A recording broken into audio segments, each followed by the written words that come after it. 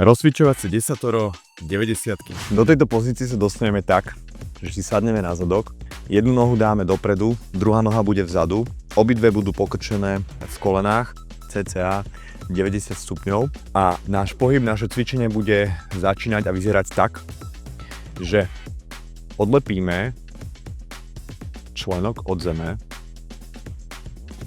vezmeme celú nohu, dáme ju dopredu, ako keby sme prekročili nejaký špagát a vrátime ho naspäť. Znova. Odlepíme členok, vezmeme celú nohu, prekročíme špagát, vrátime sa naspäť. Môžeme k tomu taktiež pripojiť aj mierny predklon dopredu, ale musíme myslieť na to, že nechceme zagulatiť moc náš spodný chrbát. Čiže mierny predklon myslíme takto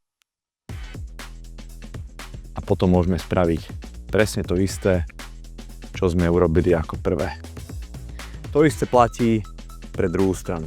V prípade, ak by si ten členok od zeme neodlepil, tak zatiaľ budú stačiť iba takéto preklopenie, alebo bez pomoci rúk, alebo keď už by ti to trošku išlo, tak by si sa pokúsil bez toho, aby si zdvihol ten členok ako prvý, len tú nohu jednoducho dostať dopredu, vrátil naspäť.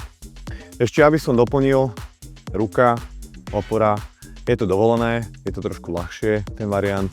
Táto varianta je o niečo ľahšia ako varianta bez toho, aby som sa opieral o zem tou jednou rukou.